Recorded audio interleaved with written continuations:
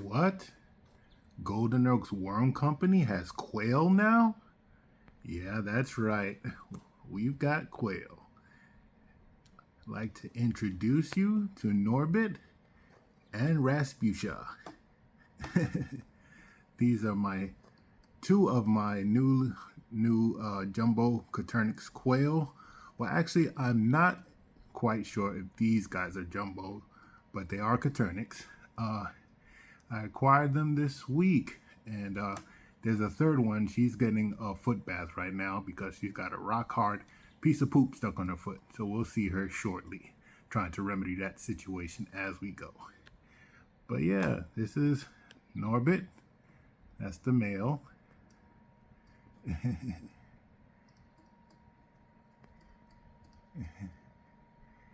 And this is one of the two females, Rasputia. Isn't she pretty? Now, if we look above, I've got two more. They're a little shy.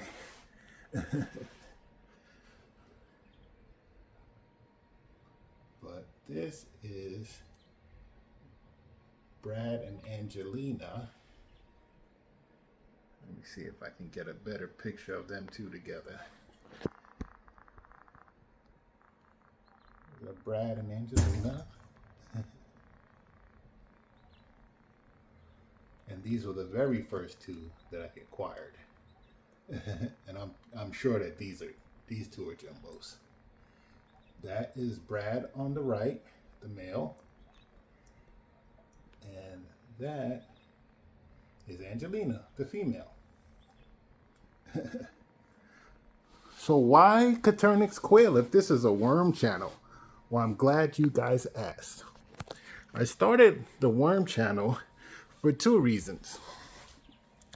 One is to start breeding worms for both vermiculture, composting, and bait for fishermen, or people that like to buy worms for other reasons as well, to start a farming business.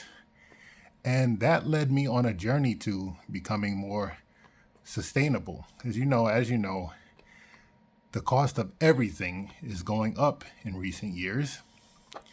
And as a disabled veteran on a both fixed and part-time income, it's getting harder and harder to make ends meet. So I started researching ways to become more sustainable. And one of the things I discovered was that you can breed and raise Coturnix quail for both eggs and meat, similar to a chicken, just on a smaller scale. So I started researching that a little bit, and I said, hey, that seemed like something I could do to help myself live more sustainably. If I can create my own homegrown meat source, then that'll be awesome. And then the eggs, even though they're smaller, quail are known to have more nutrient-dense eggs than a chicken. So I can have both meat and eggs at the same time. And then I found out that people do actually really like quail eggs and quail meat. So I could start a secondary business raising and breeding jumbo Coturnix quail. So two reasons there why we are incorporating quail into the business / lifestyle that we're trying to establish. So that's the reason. So like I said, this is my first time ever raising birds of any kind. So this will be a learning curve for me as well. But also, I've grown quite attached to them already. When I got Brad and Angelina, I believe it was Tuesday, I fell in love with them so quickly I said I got to get more. So I got 3 more the very next day. Now, Brad and Angelina came from a local source, a local breeder that also breeds quail. So I got the first 2 from her. And then the other 3 I picked up at a local feed store, which is about 30-minute drive from where I am here in Maybank, Texas. and I got them together. So I now have 2 males and 3 females, and I've already received eggs from both groups. So I've got 1 egg from Brad and Angelina so far, and 2 from this group here. Now, I'm not exactly sure which of the females in this cage bred the eggs just yet. I've been trying to hopefully catch it on video, but it's very elusive. And since I do work a lot of hours, I can't just sit here and watch them all day, even though I would love to. So right now we're just establishing our very first flock. So we have 5 birds in total, and once I have received eggs for about 5 days, I've got roughly 2 or 3 more days to collect eggs from this group. I am going to start incubating those eggs and hopefully start hatching some chicks. So if you guys would like to follow the journey of our flock, please let me know in the comments below. Also, if you would like to, if you would like for me to continue with this documentary series on the same worm channel, also comment in the link in the comments below. Or if you think I should start a whole separate channel, separate from my worm channel, all about Coturnix Quail. So let me know in the comments below. Like I said, if you're wondering what kind of setup I have them in, this is probably not the permanent setup. What I did is I'm repurposing dog cages pretty much for as cages. So this actually might be way too much space for them.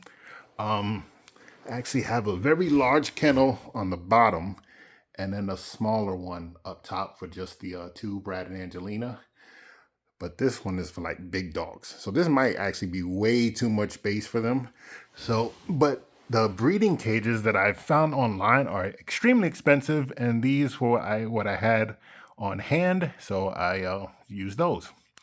Now I put a box in the corners of each cage as little nesting boxes for them. Just repurposed some Amazon Prime boxes.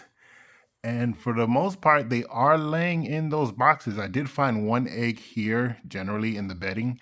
But other than that, the other eggs I found in the boxes when I came home from work. So they have a feeder there. And on the bigger cage, I put a little bowl of play sand. But I think I need to get more of a dust for them, for the dust bathe. But I think they've been using it for the most part, but I think they would do better with like a finer green as a dust bath. And let me put their water it back in so my thirsty children can watch out, baby. Can get water. So they are still quite flighty. They're not quite that used to me yet, but they are calming down a little bit more day by day. So hopefully they will become more tame and less nervous around me. I am a pretty big guy and they are very small birds. I have held them, so they are getting slowly used to me holding them. The males are always, for some reason, seem to be way more skittish than the females. I have no idea why that is, but both Brad and Norbit are the most skittish birds that I have. The other females, they're a lot less skittish. They do get a little flighty, but they calm down rather quickly. But the males are wary of me. I don't know what it is, but hopefully, like I said, in time, they will get used to me. So guys, that's going to be all for today. I hope you enjoyed this introduction to my new jumbo Coturnix Quail flock. And like I said, if you do like this video and want to see more like it, please like, comment, and subscribe for more in the future. And please let me know in the comments below if you would like to continue watching their journey on this channel, on Golden Oaks Worm Company channel, or if I should start a new separate channel just for these Coturnix Quail. And stay tuned as well in the next few weeks as we are going to attempt our first incubation and hatch of our very first set of chicks. So stay tuned for that. And until next time, this is Big Terry with Golden Oaks Worm Company signing off.